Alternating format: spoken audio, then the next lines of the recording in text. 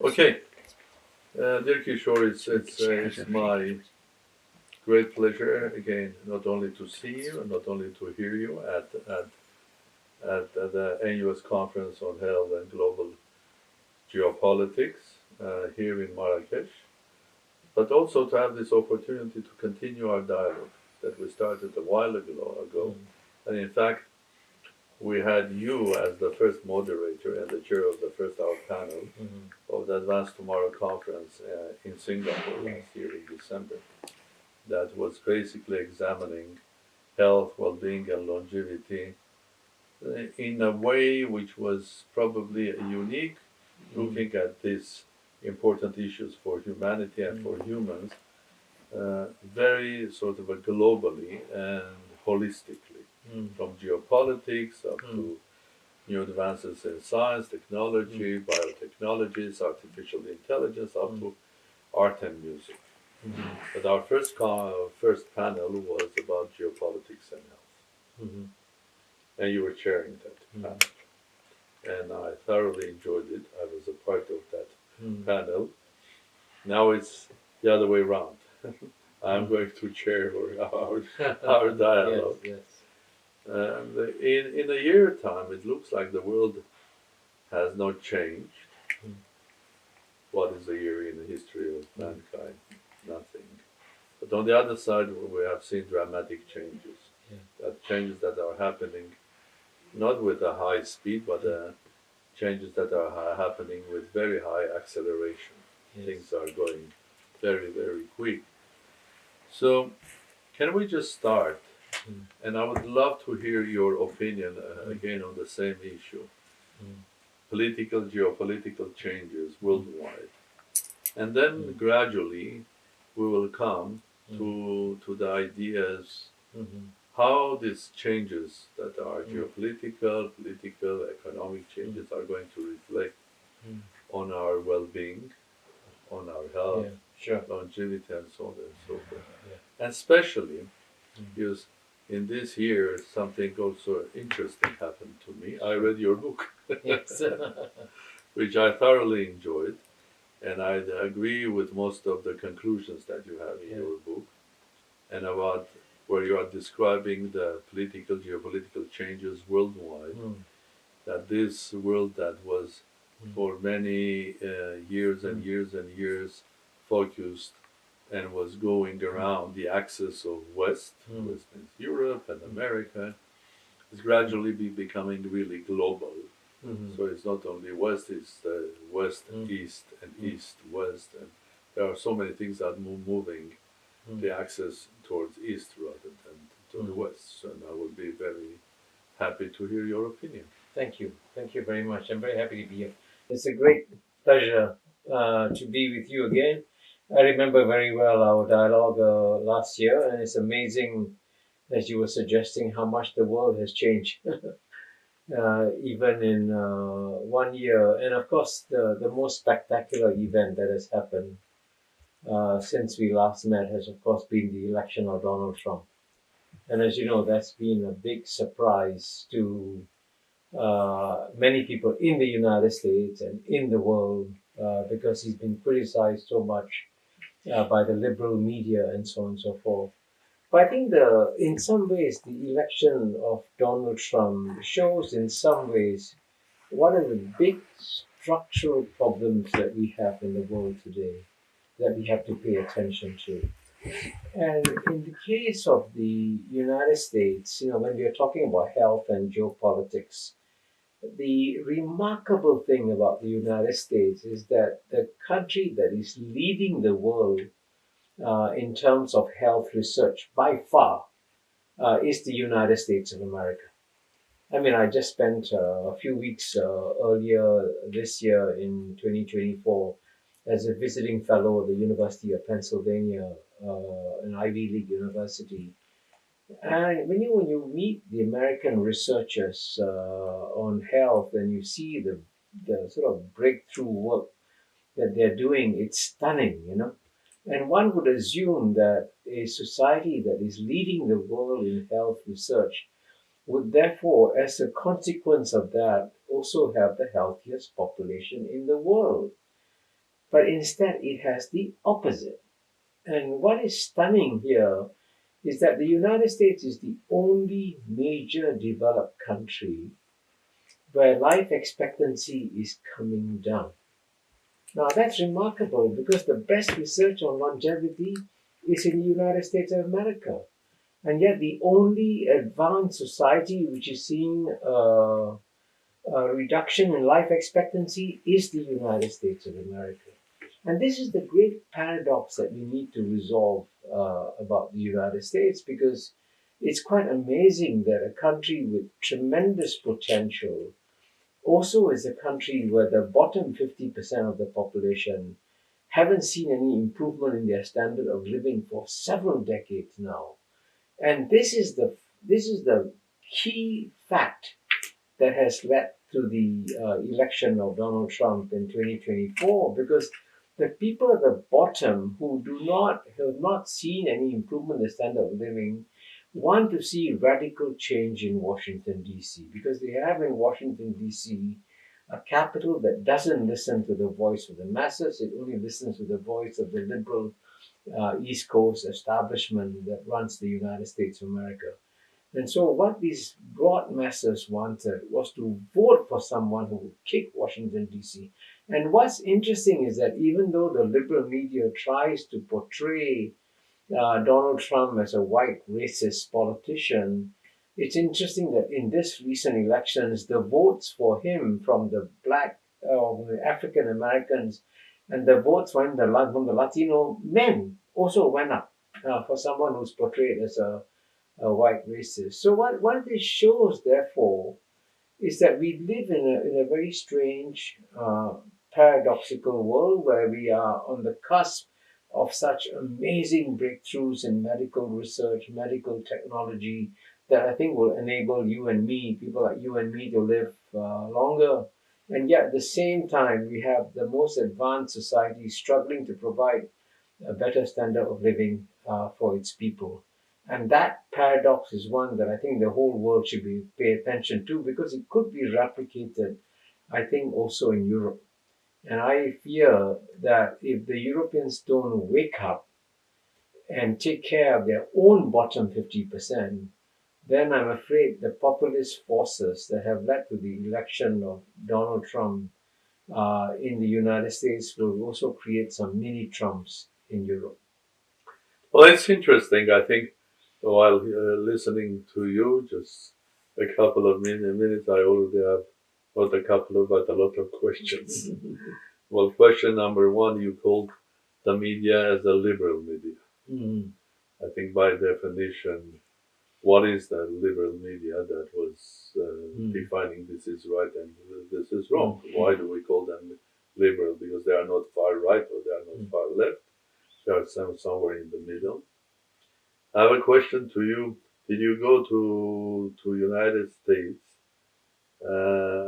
on specific mission to one of the best universities there, because the state that university is based is one of the most important states for election. Right. You're right, absolutely right. Pennsylvania was a crucial swing state for the election, and that was obviously one of the factors. But at the same time, I also believe that the United States is such a dynamic country.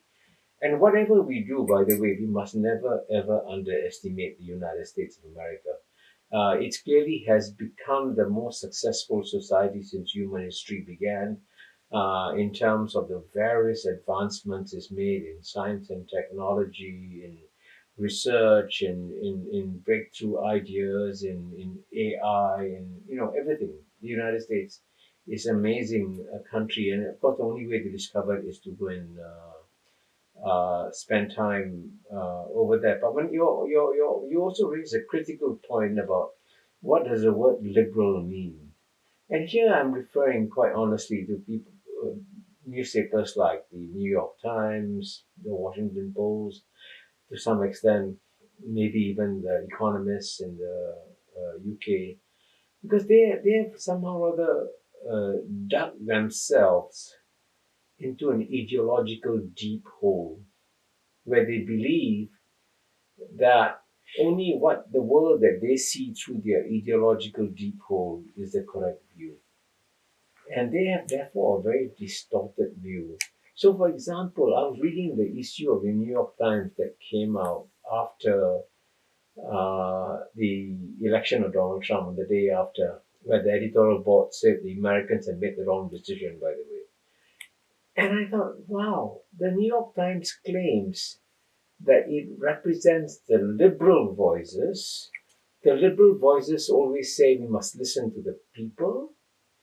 And you know what? The people spoke. They voted for Trump.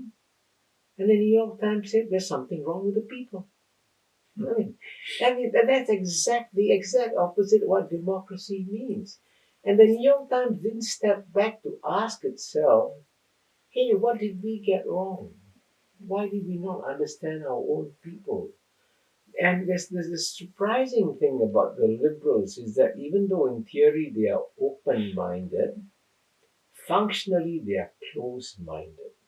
They cannot accept a different point of view. And even though in theory they keep saying we should listen to the people, when the people clearly vote for Trump, they're saying, oh, the people made a mistake.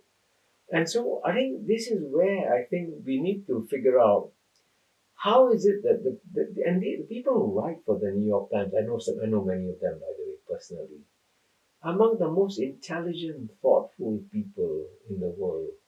But they among these most intelligent, thoughtful people in the world, they cannot understand one of the most spectacular developments that happened in their own country. So, for example, functionally, the United States has become a plutocracy.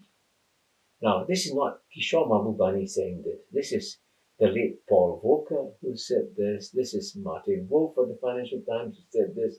This is the Nobel laureate Joseph Stiglitz who saying this. And there's the data. The data shows the United States has become a plutocracy because there's so many academic, peer-reviewed papers that have documented that when the United States Congress makes decisions, these decisions serve the interests of a tiny, rich elite on top and doesn't take care of the bottom 50%. And the fact that the New York Times and the Economist and the Washington Post still cannot call the United States what it is, a plutocracy, that shows there's something wrong with these liberals. They're not open-minded to the possibility that they themselves have facilitated the creation of this plutocracy. Yeah. Interesting. I was born back in Soviet Union.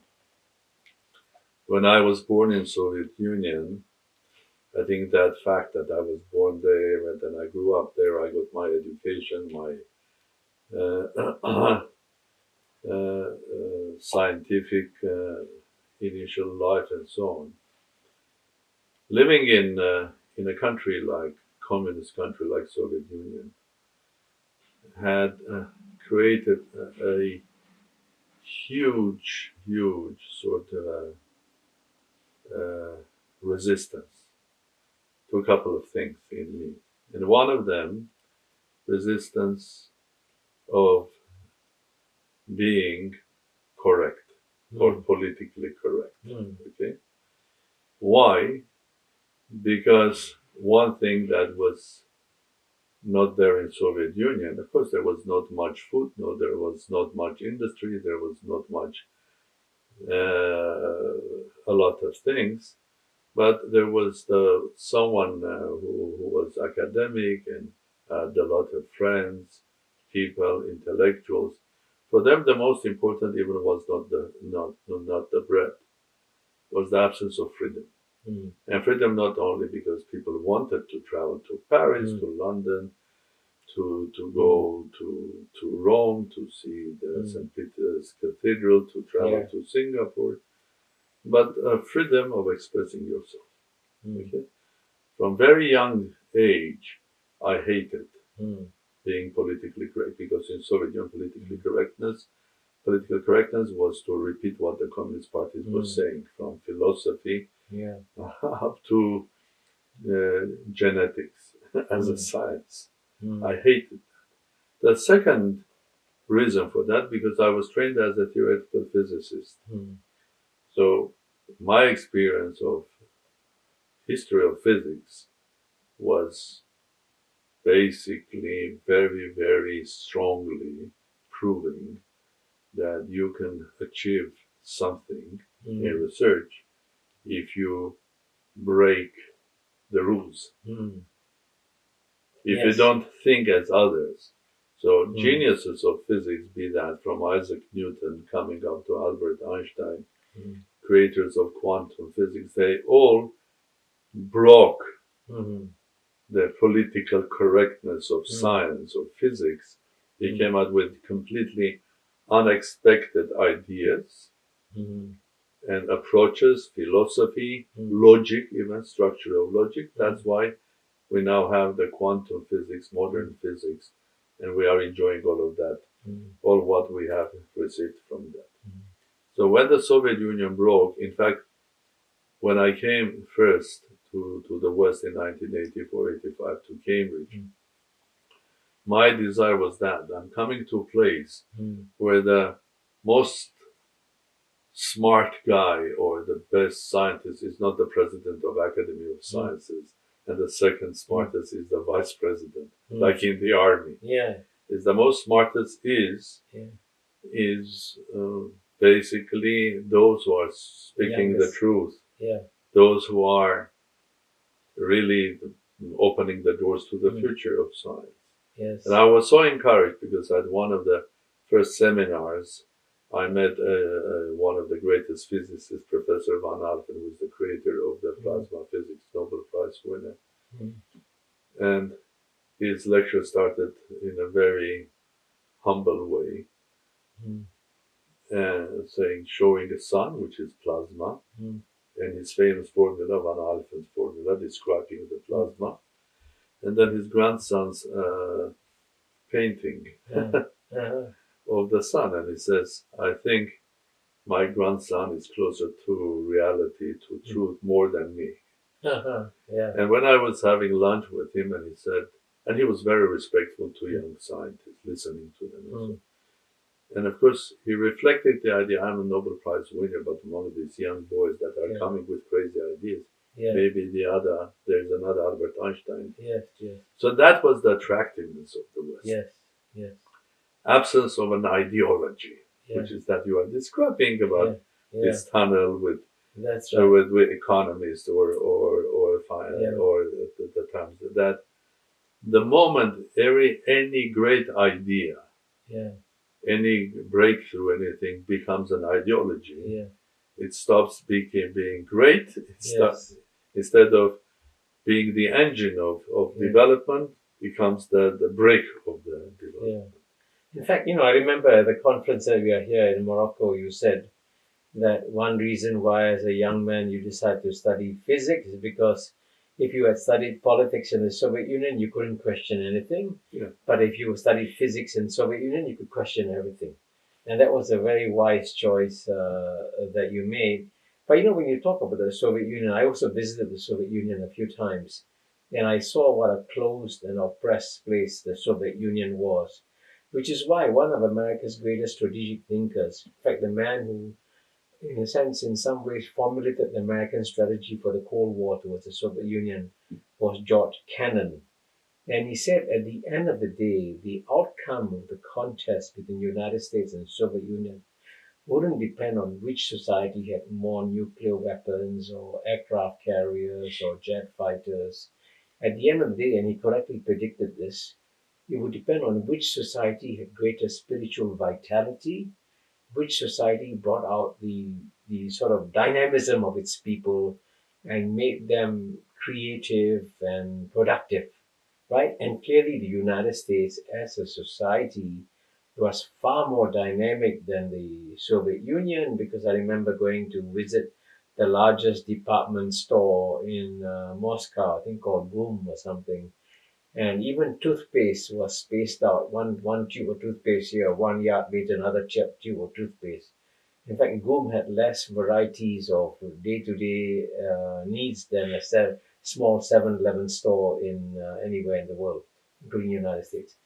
But what's interesting about our times today is that if George Kennan were alive today, And if he was assessing the new competition today, which is between United States and China, would he say that the United States was clearly creating a more productive, more dynamic society than China is, for example? And frankly, I wrote a book called Has China Won? Pointing out the strengths of the United States and the strengths of China, and I think it would be a mistake for either side to underestimate each other. But when you were mentioning one of the limitations of the Soviet Union, you mentioned the Soviet Union, you couldn't travel, right? In fact, the Soviet Union didn't allow any of its citizens to travel overseas because they were afraid, and it happened very often. Whenever a citizen of the Soviet Union left Soviet Union, he would immediately defect and go to the free West. But what's interesting is that even though China is still a communist society, in the year 2019, before COVID, when Chinese tourism was alive and well, China allowed 139 million Chinese to travel overseas. That's larger than the population of Russia today. And 139 million Chinese travel overseas, and 139 million Chinese return back to China. So clearly, even though China is like in theory like Soviet Union, a communist society, it is allowing its people to grow and thrive and succeed. And that's why the competition between United States and China is of a very different kind from the one between United States and Soviet Union, which is truly almost comprehensively a closed society. Yeah. And here, by contrast, Chinese send their best scholars to go and study in American universities. And it's true, many don't come back. But a significant amount do come back. So clearly there's enough motivations in China. And recently, partly because of heightened US-China tensions and greater vigilance towards Chinese scientists in the United States, some leading Chinese scientists are leaving their places in Ivy League universities like Harvard and Princeton to go back to China. So it shows you, therefore, the competition that we are seeing today between United States and China is very different from the one that you had between United States and the Soviet Union. And this is where sometimes some of the American strategic thinkers who are trying to formulate public policies towards China are making a mistake because they're treating China like the Soviet Union. Yeah. And you can't do it because that would be a fundamental strategic mistake. Yeah. But that probably is also the inertia of thinking. Mm-hmm. There's inertia not only in physics, Yeah. where you have a body with a lot of mass and a big speed. It's difficult to stop it because it has an inertia of moving, going forward. There's an inertia of thinking. That inertia of thinking basically has formulated the relations between Russia and United States. But in both sides had the inertia of thinking. The Russians were thinking that America was still the enemy. Yeah. You see, there was an inertia, that more or less the same analysts, the same people, a lot of the same civil servants that were a part of Soviet bureaucracy became bureaucrats in the Russian government and so on. And the same was in the United States. They were treating Russia as the whole old Soviet Union. Yeah. And I do agree with you that Soviet Union and China, they are two different things, absolutely different. And the experience with Soviet Union shows that basically building walls, restrictions, they don't work. Yes. If you take it in larger meaning of the thing, there's a simple question. The U.S. policies now against current Russia, is it effective or not? Are the sanctions working or not? The sanctions are more or less the same sort of a thing as just putting another Berlin Wall. Yeah. Or that this is a Berlin Wall for US dollar or transactions. But the reality is, because the world is already global, there are so many ways of bypassing these sanctions. Yeah. In fact, they say Russia is spending more money now making more money selling oil and gas to the world, and then via the world it comes back to the Western In fact, world. the most interesting statistic about sanctions is that 85. Even though most countries in the world, I must emphasize this, did not approve of Russia's invasion of Ukraine. Most countries in the world believe that Russia's invasion of Ukraine violates international law. It does violate international law. Yes.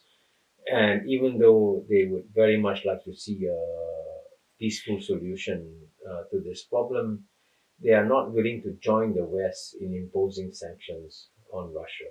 So 85% of the world's population, 85%, have not imposed sanctions on Russia. And as you said, in some ways, Russia is doing more Well, trade with the rest of the world. a lot of countries are benefiting. A Yeah. lot of companies, individuals are benefiting by breaking the sanctions. Yeah. You can have effective sanctions against a small state if you do sort of a complete absolute sanction, block everything. How do you do that against a country like Russia, which is the biggest country on the planet? It is probably the richest country on the planet by its natural resources, and it has uh, good relations with another country, which is a superpower like China, or good relations with India, and so on. In good relations with the world's largest democracy, which is India, Yeah, and also good relations with the third largest democracy, which is Indonesia. and so on. So I think it's the way we can basically conclude that one of the ways of breaking a Berlin Wall was not building another wall over the wall, was what the talent and the genius of some of the West German leaders, like Willy Brandt, Chancellor Helmut Schmidt. Schmidt, and then later Kohl and others, with that understood that the best way of breaking that, in fact, to open relations with East Germany, and East Germans will see the huge difference between the life they were living under Stasi, the secret police, and the life that the West Germans were living in freedom. Let me come back to the question that you raised about great American science. I fully agree with you. America has created, if we would have judged the world not by economic numbers, not by military numbers and others, but we would judge the world by scientific advancement, innovation. The world is run by one superpower, and that's the United States. Scientific achievements and the potential of the United States is far beyond of many, including China. China is keeping up, spending a lot of money, and doing the right thing, sending young talent to be educated and to learn in all American and European universities. You go to Cambridge today, you will see a lot of Indian and Chinese students. Yes. Indians are self-propelled, and the Chinese are there. You can see that they are there. Also, there is a support from the government policy there. So, but United States is a superpower in science and modern technology. Yeah, just one quick point, if you don't mind. First, as a footnote, I'm really glad you mentioned Willy Brandt and Helmut Schmidt and Helmut Kohl, because they were outstanding leaders and they thought strategically and long term. So they thought that instead of confrontasi against the Soviet Union and East Germany, you should also have Ostpolitik and open the doors, right? But it showed you that they were thinking strategically and long term. In my last conversation with Henry Kissinger about 1 year before he died in October 2022, he told me that unfortunately the quality of mind of European politicians today is quite low, and unfortunately no leaders like Willy Brandt, Helmut Schmidt, Helmut Kohl were thinking long term about where Europe should go. And so, for example, and that's why that explains to some extent the failure to prevent a war in Ukraine. Because I believe that wars reflect geopolitical incompetence, peace reflects geopolitical competence. But that's on Germany. But on US and China and science, I completely agree with you that that the United States is still ahead. But at the same time, to my absolute shock, I mean, I was genuinely shocked by this. The Economist, which is a magazine that is absolutely not sympathetic to China, came out with a cover story a few months ago. Cover story, page one, and the title was China, the next science superpower. And then they gave data. The data shows that now, in quantitative terms, the number of papers in tier one peer-reviewed journals, quantitatively, China is now ahead of United States. And then also in terms of the rankings of university departments, I think there are now more Chinese universities in the top 10 in the field of science. So the Chinese are clearly catching up in some areas, but certainly behind in some areas. So, for example, in AI, it takes the incredible American capacity for breakthrough ideas. Now, that's something China's behind in. China hasn't got there yet. Because, the Americans, because they encourage very bold and innovative thinking and crazy people. For any breakthrough, you got to be slightly crazy. Yeah, And America rewards that creative craziness. And that's what the United States is fantastic at. yeah, that's reflects in many ways Hmm. that the development of science is a complex thing. Exactly, yes. And that this complexity comes, of course, from tradition. Hmm. Complexity comes with the presence of the industry that is related to science. Okay, complexity comes also with the culture and also the society, how free is the society is.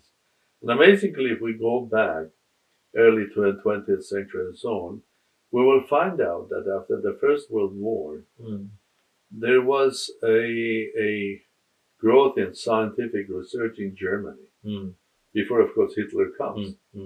So what was the reason of that? It was first of all the German industry.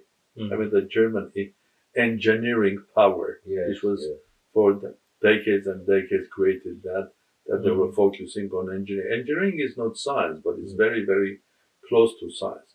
The second was the size of German industry, which was very, very important. But also very important that society, because it was a chaos of ideas, from communism to National Socialism. Germany was trying to find its way. Eventually, they found the wrong way, becoming fascist. You would find huge talent, innovative talent. I mean, starting from the names of Max Planck, Heisenberg, Schrödinger, Albert Einstein was there. A lot of them run away the moment the environment starts changing. Yes. Okay? So that environment is very important. They found the right environment in America of being free. And that is one of the biggest strengths of America. Soviet Union was competing with the United States for a simple reason that everything was wrong in Soviet Union except one place, which was science and education. You mentioned. Because yesterday. I'm a product of that. And being a mathematician in natural sciences, not in other sciences. So I could come up and basically question even Albert Einstein. And people will listen to my argument. So in physics, mathematics, there was freedom. And you could express that belief in freedom. Like if you're a young man, very talented, and your name is Steve Jobs, which is absolute talent, the guy, the way he created what he created, with even a university degree. It's an act of a genius, but it exists in a society when this craziness. Exactly. Steve Jobs is a perfect example. One of my craziness. One of my problems when I started working with World Economic Forum was I was hitting sometimes this sort of a wall I was told by those who were organizing is no, but you have to be politically correct. Yeah. I always thought that the World Economic Forum is a place Yeah. that you come and tell all of the crazy ideas. Yeah. Because if you want to develop, Yes. you have to listen to everything, to every Yeah. crazy or smart man, rather than to listen what is right to say and what is wrong to say. No, but you see, political correctness has unfortunately taken over the West very, very powerfully. And certainly both in Europe and United States, there's so many things you just cannot say. So, for example, I can tell you that one reason why Donald Trump won the elections is that the people were very tired of what they call wokeism, you know. You've got to be very sensitive to others. You cannot call him a him. You know, let them decide whether it's he, she, they, them. That's absurd.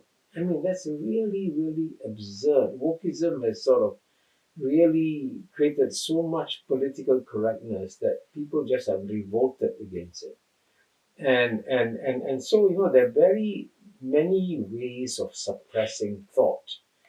And sometimes the West only thinks that the only way to suppress thought is to have powerful state controlled censorship. But actually, sometimes what is even worse than state controlled censorship is self censorship that you create by creating forces that say, oh, you can say this and you cannot say this. You can say X and you cannot say Y. And so, for example, since you mentioned how Germany was originally very creative and successful before Hitler came along, paradoxically, Germany is now going through a similar wrenching moment. I think actually you hinted at it yesterday in some of your remarks at the conference. Here is a country that had the best industries in the world that has deliberately made itself uncompetitive with wrong long-term strategic decisions, like, for example, shutting down nuclear power plants. Now, it was an irrational decision, but driven by political correctness because they said, hey, nuclear power is dangerous, and so we got to switch it off. They didn't think strategically. What are the alternatives? What do we do? Where do we find the alternatives? And secondly, I think, as you also said, it was a huge mistake just to rely on Russian gas without looking for alternatives. And here too, I sort of wonder how is it that Germany, which is a very serious, thoughtful society of very intelligent people, has now created a hole for itself from which it's going to be very difficult to climb because its most competitive industry, the automotive industry, is now going to face a near-death experience as a result of the explosion of Chinese electric vehicles. Again, this is a result of, as what Henry Kissinger said to me, absence of long-term strategic thinking. You only focus on the next elections. What do I do to get elected? And I can tell you that in the present government in Germany, the foreign minister who's from the Green Party, I don't know, I can't remember her name, Annalena or something, she only says politically correct things. And she doesn't understand the world we live in, which is stunning. She really doesn't understand that this is no longer a world that can be dominated by the West. You mentioned my book, Living the Asian Century, my memoirs. The 21st century will be the Asian century. No question whatsoever. And here is one statistic that every European should know. In the year 1980, the combined GNP of the European Union, 1980, was 10 times the size of Europe, 10 times the size of China. EU was 10 times bigger than China in 1980. Today, they are about the same size. By 2050, Europe will be half the size of China. Now, if you're going from being 10 times bigger to becoming half the size of China, you're going to change your language. You don't talk down to China over there. Hey, you Chinese, you don't know what to do. Listen to me. The Chinese are up there now. But the Europeans keep talking to the Chinese like this. Oh, you Chinese, you don't know what you're doing. absurd. Annalena goes to China to lecture the Chinese. And what's wrong with her? And she doesn't know basics of what diplomacy is. Let me take you back to the first one of the first points that you said about America being so advanced in science, technology. Amazing. Yeah. And then, in the same time, the big part of American population is unhealthy. Yeah. And it starts not only because the treatment maybe is not there, the health care. It starts probably from simple things like food. Yes. Okay. What are your further thoughts about this? Well, I mean, this is where, frankly, if I want to, I'm 76 years old, and I want to try and have more active years, and I want to get good medical advice. What do? I read the Harvard Medical Journal, right? So that's where you get all the best information, and but at the same time, what you got to do is follow some of the latest ideas and theories from the best medical minds in the world, basically living in the US. But you got to make sure that you don't follow the practices of the population of the United States of America, which is one of the largest consumers of fast food and unhealthy living, and unfortunately also, as Angus Deaton has documented very sadly, the United States has got,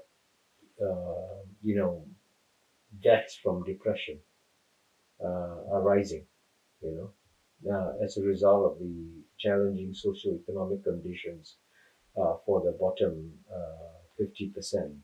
So I think, therefore, what we got to do in terms of humanity at large is try to share some very simple ideas with people. Because at the end of the day, to have a good physical condition, it's not difficult. It requires, for sure, healthy eating. And actually, less eating is better than more eating. And I'm very impressed, by the way, Armen, how you managed to lose 20 kgs is stunning. You're a role model for me.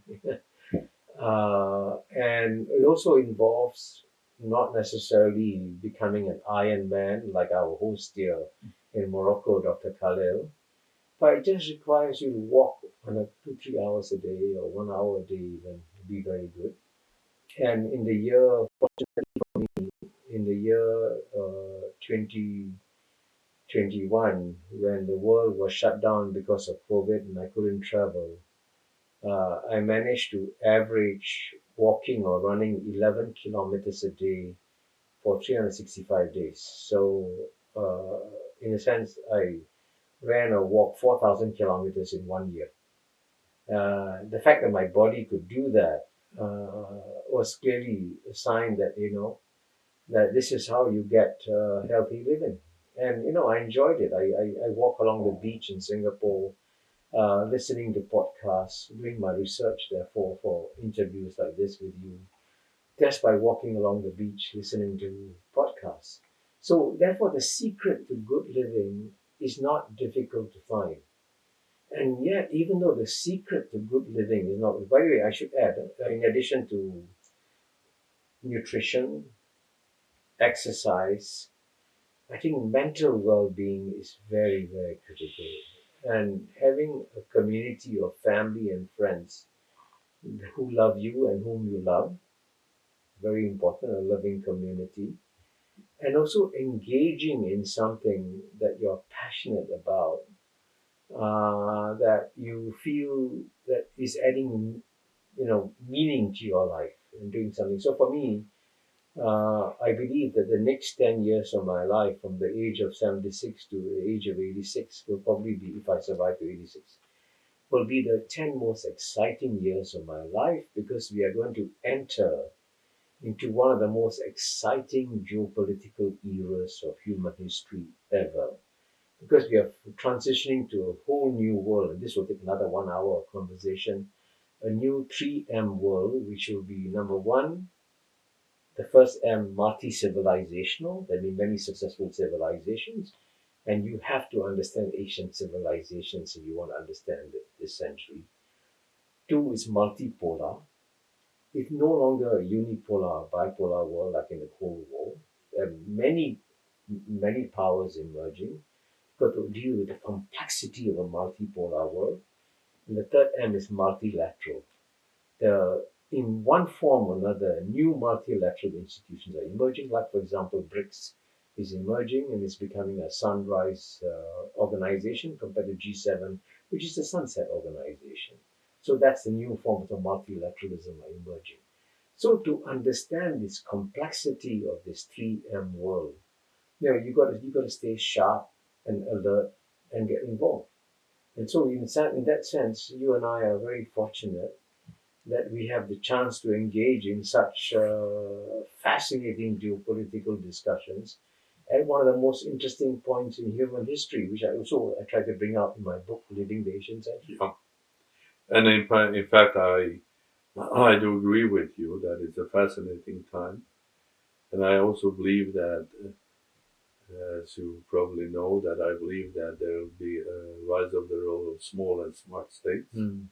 And that will be a part of your 3M.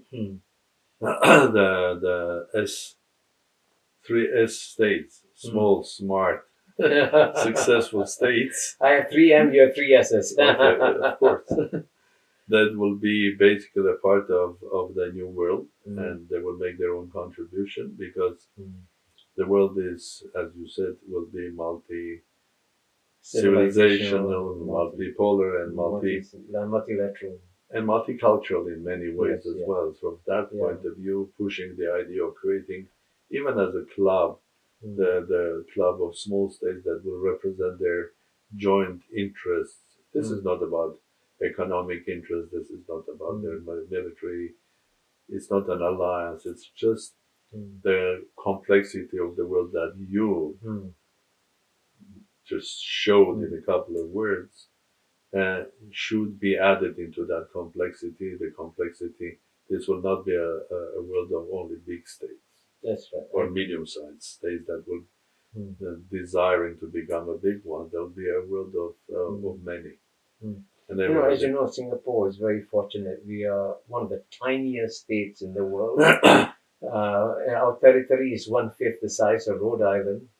But we've gone from a per capita income of $500, the same as Ghana in 1965, to a per capita income of $88,000 in my lifetime.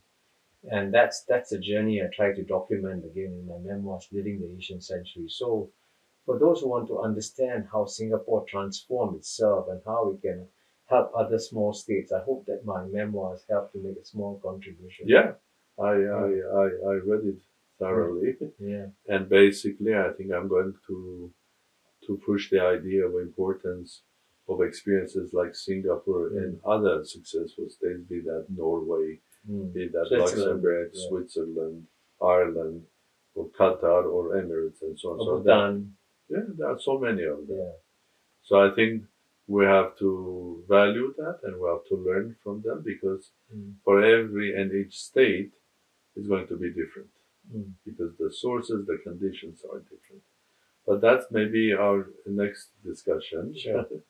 And in the meantime, I also agree with you that only if I may a small remark, when you were speaking about the mental health and depression, the unfortunate thing that we see now as a tendency in many places is, I was recently visiting two big European universities, and I asked them specifically this question and found similar answers.